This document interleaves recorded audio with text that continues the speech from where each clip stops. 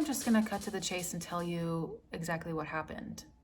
In my last video, I explained that someone tried to get into my van while I was sleeping in it, that I really missed nature, and I found a spot in Paulsbo with family to be closer to nature and still work in downtown Seattle.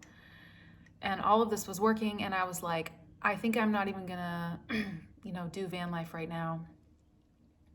And my other sister in the Seattle area said, come over to my house for a weekend and feed my cats. We're gonna be gone for like a day and a half. Just feed my cats. And so I did. I went over there, I slept over, and I was video editing. I was about to post the video that you just saw. Ow. Get off me. I love you. I went out to my van in the morning to put some stuff in it because I was on my way to work. I was gonna take the bus.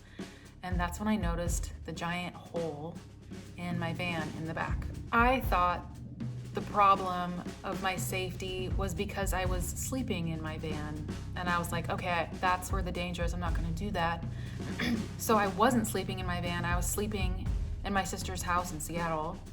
And then my van still wasn't safe, apparently. They stole my Jackery. I had a really decent Jackery, which if you don't know what that is, it's basically a big battery like this big, and it charges all of my devices. My laptop, I can plug in a light, I can charge my phone, I can charge an electric blanket at night which keeps me warm, and I can boil a little bit of water. I had a propane heater, and they took a guitar looper pedal, which was kind of a bummer because I'd never actually used that before, but I was like, oh well. I'm surprisingly not upset. I was mostly disappointed that I was like, this is extra proof that I can't sleep in Seattle. And I was like, ugh. And after much talking about it with people and pondering and thinking and reading, cities in the United States in general are not safe. Like, nowhere is safe. Bad things happen everywhere. But ever since COVID, the spike in crime is what it is. And then also, I just had my window fixed, and I was talking to the lady on the phone about fixing the window, and I was asking her some questions. First of all, she said, since COVID, we've been dealing with a lot more glass breakage in vehicles. And she said, especially in the last 8 months, there's been a huge, enormous spike in car break-ins. And she was basically saying business is super good right now because people are breaking into cars. And she also mentioned that hotels were being targeted and that a lot of cars were being broken into at the same time. She was asking the people at the hotel, how does no one hear all this glass breaking? And they were explaining that they show up as a group and they do a countdown, and then they all break the glass at the same time. I will say, it feels serendipitous to me that in a span of 2 weeks, I had 2 situations that were situations I would like to avoid.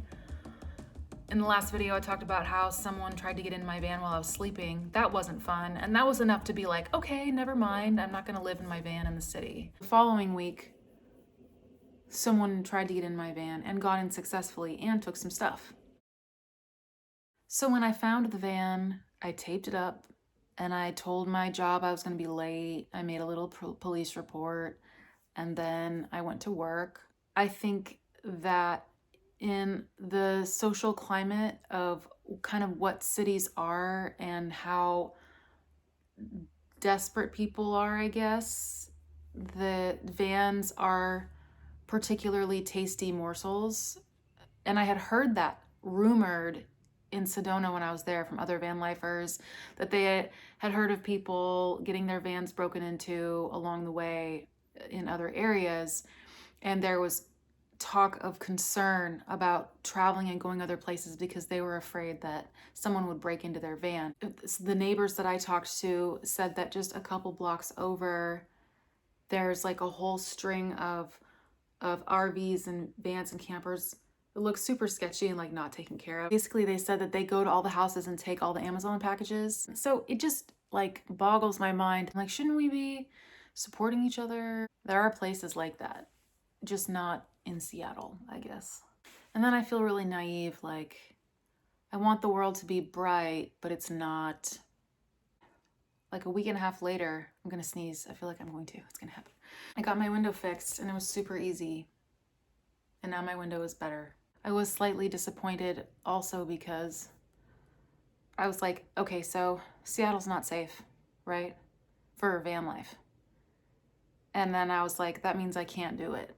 And I wasn't going to, but it was just like more of a punch in the face. Like, yeah, you're not going to. And I was like, don't tell me what to do. So, because I'm tiny bit rebellious. I wasn't that upset about the stuff that was stolen. It stung. It sucks to have your stuff taken, but that I was more annoyed that I was like, that means I can't do van life here instead of the stuff. I wasn't worried about stuff. And they took like the Jackery, it's an expensive item. Oh yeah, and they took a small amp. I forgot about that. Like the fact that I forgot about the small amp. Like it's not, the stuff isn't what bothers me. It's more that the van represents a lot of freedom, so I feel infringed upon. But on the bright side, I sleep in a bed now, which is like nice. I mean, I had a bed, but this is like nicer. There's a lot of blessings. I can take a shower whenever I want. There's a bathroom. I bought some twinkle lights for myself. Those are nice. I'm with family. I'm surrounded by nature. I have projects that I'm going to work on uninterrupted. I'm like, I got my job just like switched my schedule in a couple months. I'm gonna have like my super favoriteest, most best schedule ever. I love all the people. I like coffee. I work in a coffee shop. Like, it's just fun. Like, my life is not bad, and my life is not ruined. My life is awesome. And my van life is not over. It's sleeping. My van life is sleeping, and when it's time for it to wake up, it will, and we'll just go on a journey, and it'll be fun. And I'm having fun now. There's no shortage of fun, and there isn't a problem. There's no problem. It's so weird having like a stranger rifle through my stuff.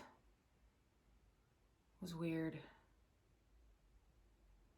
For the winter, I'm going to hibernate and work on stuff. In the spring and summer, I'm hoping to take more trips in the van, like short trips, 2 or 3 days. The peninsula is breathtaking.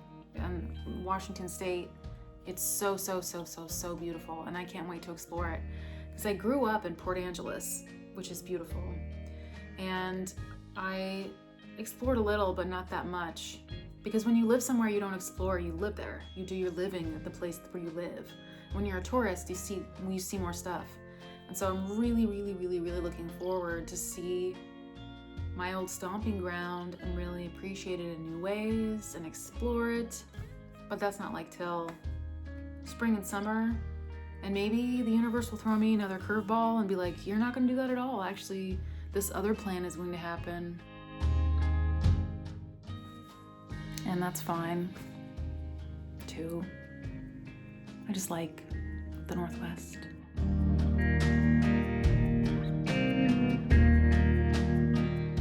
I love Poulsbo. I love the downtown of Poulsbo. It's so cute.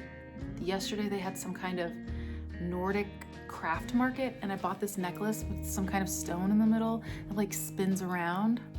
And I was like, oh, it spins around.